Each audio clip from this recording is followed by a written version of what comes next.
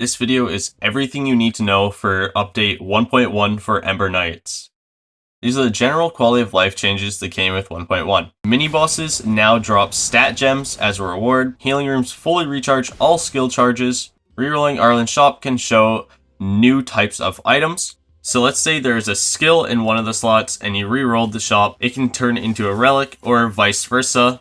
Apple Crisps now only give a full charge to the first slot skill. Relic selectors pull up the window instantly like skill selectors. There's some big visual changes for Anvil. Overall, it's quite dark, which makes it way easier to see the enemy's attacks. The last general thing they changed is the increased damage reduction on Praxis enhanced enemies. It used to be 0.75, now it's 0.95.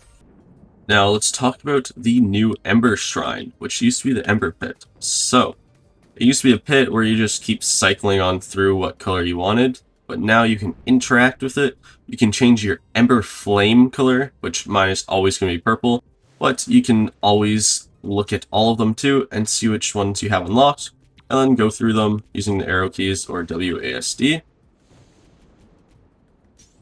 And for the armor, once again, there's also a whole bunch of different colors for armor, so there's a lot more customization you can do here for what your character looks like.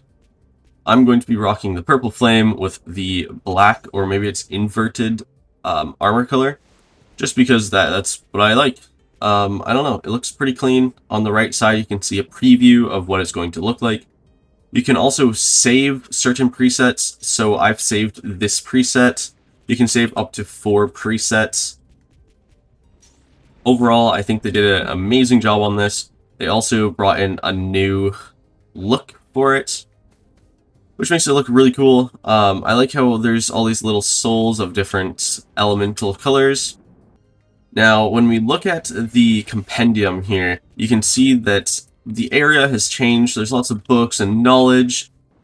They've added 2 new slots for skills, because there's 2 new skills in the compendium. Nothing else in the compendium has changed, but they changed the surrounding area, which looks super cool. There's also this Stuart reading a book up here. The next thing I want to talk about is Eevee and the skills area.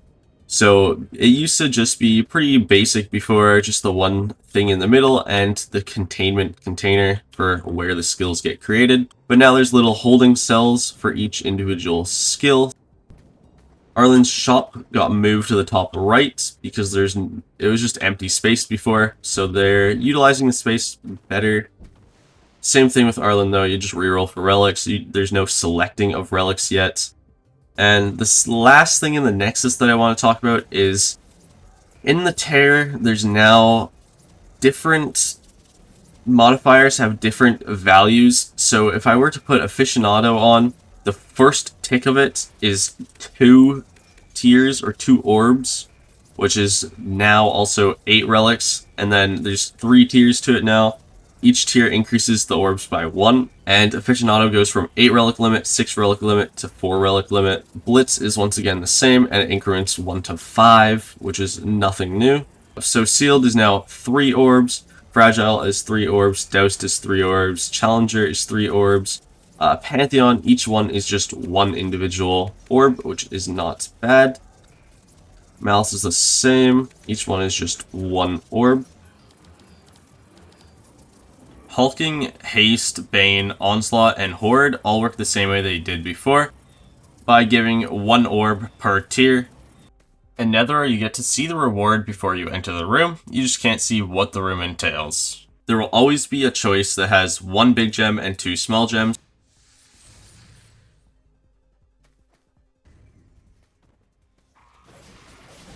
There's now new rooms, such as these mini-boss rooms, that start out with a couple of waves of enemies, and then the mini-bosses will spawn in after that.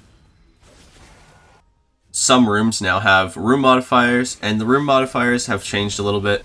Like there's now this room modifier. Seals with multiple rooms now also can have modifiers on the 3rd room, such as this one. Some rooms can have multiple room modifiers, like this one, which has the orbs and then also has the lasers. For the second half of Area 5, aka Nethera, you have to break 3 seals instead of the 2 seals that we had to do before. From what I've seen, you're guaranteed a shop option and a healing fountain option. The other 2 seals are random, but they can be a relic selector, skill selector, or a stat selector, or other healing potions. So the healing fountain and the shops have the shop and healing room at the first room, and then there's 2 rooms after. Now, when you complete every single room, aka every single seal in Area 5, Esper comes and he gives you a bunch of buffs to every single stat, and he also gives you damage reduction. This effect lasts for 10 to 15 seconds once you've entered the boss fight.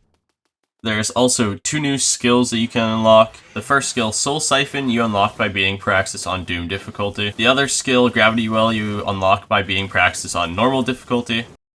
Now let's talk about the skill changes. Ember Fire was updated, reduced hits to refresh from 10 to 8, increased max charge from 1 to 2, and increased damage from 15, 20, 25 to 20, 25, 35. Frostwall's damage was increased from 15, 20, 25 to 20, 25, 30. Phantom Spear had increased damage from 15, 15, 20 to 20, 25, 30, and adjusted poison stacks from 335 to 234. Rupture had its damage decreased from 30, 30, 30 to 20, 25, 30, and increased hits to refresh from 12 to 15. Chakram got heavily nerfed. They reduced the max charge from 2 to 1. They reduced the bounces on perfect by 1. They adjusted the damage from 12, 14, 16 to 15, 15, 15. Overall, I think Chakram is still a top 3 skill. Cyclone's damage got adjusted from 358 to 456. Ballista's attack rate got changed from 0.8, 0.5, 0.3 to 0.5, 0.4, 0.3. Judgment's damage got majorly adjusted from 15, 15, 20 to 50, 35, 30. The cast delay got reduced from 0.45, 0.45, 0.45 to 0.25, 0.2, and 0.15. The last thing they changed about the skills is they adjusted all skills to have a 0.15 second perfect cast window. They also adjusted the minimum hits to refresh to never go below 5. Moving on to the relic changes, Rejuvenation Gloves rarity was changed from epic to common, and they increased the max owned from 1 to 3. Ripe Elderberry's rarity got adjusted from common to an epic, and they reduced the max owned to 1. Chronograph got a buff because they adjusted the max owned to 4 with a growth of 1. Giant Mace's rarity got changed from epic to common. Stun Powder's rarity got changed from common to epic. Combustion Stone's growth got changed from 5 to 10. Conduit Spike's damage got increased from 2 to 8 to 4 to 10, and adjusted growth to 1 to 10. Steel Greaves got their rarity adjusted from epic to common, and reduced armor from 5 to 2. Empowered Bangles damage got reduced from 75 to 50, but they adjusted the max owned to 2. Supreme Ambition and Titan's Warrior's description has been updated to reflect the permanent increase of skill damage or weapon damage. Overall, they adjusted gold costs on some of the relics.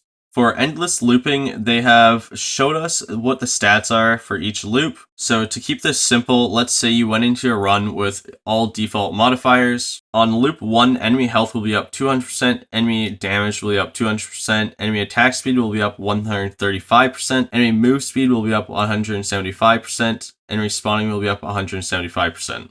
On loop 2, enemy health will be up 400%, enemy damage will be up 400%, and enemy attack speed will be up 200%, enemy move speed up 300%, enemy spawning up 300%. On loops 3+, enemy health and damage will exponentially grow. So what it means by that is that on the third loop, the damage and health will be up to 800%, and then it doubles every loop after that. Enemy attack speed and move speed and spawning no longer increase. Enemy attack speed is capped at 200%, while move speed and spawning are capped at 300%. That is everything you need to know and all the major things that came with update 1.1. If this video was helpful, please leave a like. If you have any questions, comments, concerns, just put them in the comments and I read all of them and I'll try to get back to you guys as soon as possible.